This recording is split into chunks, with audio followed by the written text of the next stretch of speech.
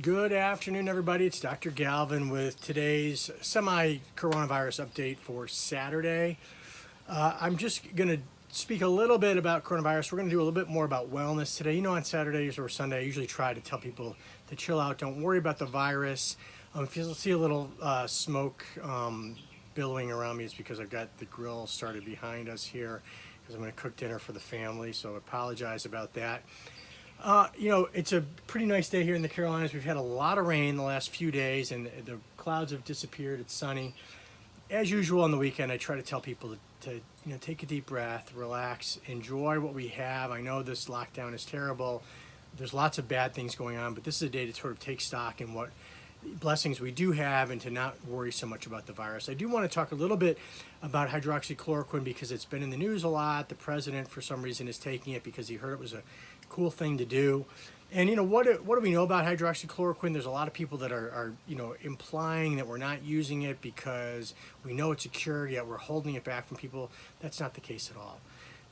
We've been using hydroxychloroquine in the hospital since the beginning, and actually I had a conversation with two of the inpatient doctors at our hospital. And remember that a hospitalist or an inpatient doctor is a relatively new thing in the last probably decade or two. It used to be that you ran your clinic, and then if one of your patients came to the hospital, you get a phone call from the emergency department, and you'd leave your clinic and you go in and admit the hospital and you manage your patients from your office. Now we have a whole specialty of internal medicine and family medicine doctors that just care for patients when they're on the hospital. So when I'm in the emergency department and I need to admit somebody, I pick up the phone and I call one of my hospitalist colleagues, and they admit the patient, and they're in the hospital 24/7, so there's no loss of continuity of care or anything like that. There's somebody in the hospital all the time. And so these folks are taking care of these patients all the time. And I had a conversation about hydroxychloroquine, and I was surprised to find out that they no longer use it in the hospital. And the reason is that A, it didn't work, and B, they were having bad side effects. People were having arrhythmias related to it. So it's come off the protocols, and they're pretty much not using hydroxychloroquine at all as inpatients. Now, on Friday, the Lancet, which is a very prestigious British medical journal, came out with an analysis of multiple studies done at multiple hospitals, almost 100,000 patients at over 650 hospitals worldwide. And these are admitted patients, so they're a little bit sicker than usual.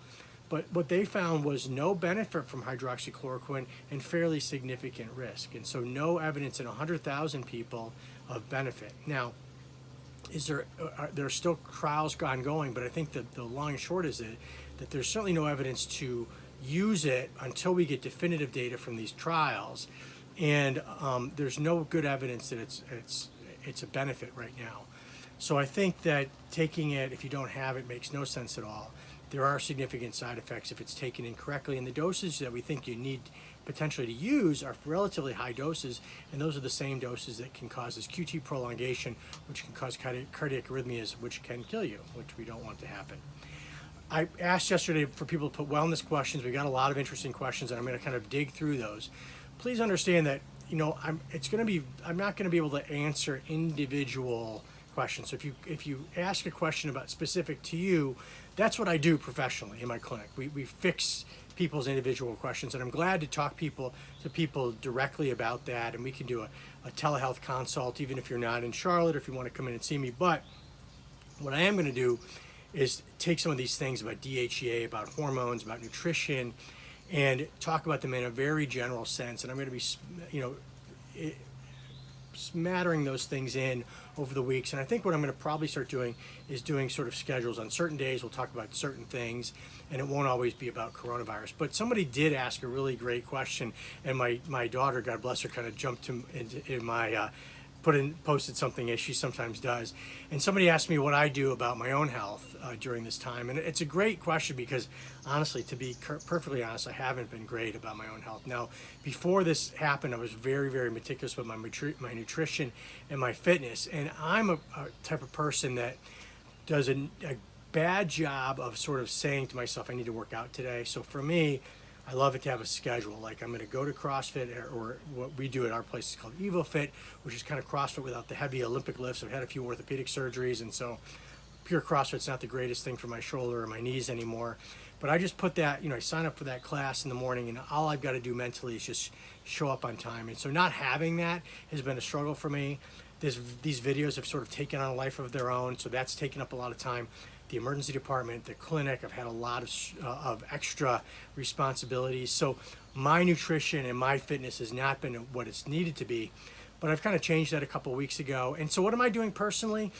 A lot of what we do nutritionally has to do with controlling insulin response, and that can be different for everybody, every different person. We do very individualized programming for folks, because for some people a ketogenic plan might work. For some people, more of a Mediterranean plan that uses more complex carbohydrates. For some people, they need less carbohydrates. For some people, they need more. Macronutrients are important for some people, less so for others. There are multiple different ways to achieve a stated goal, and everybody has different goals. And so we customize everything for every individual patient.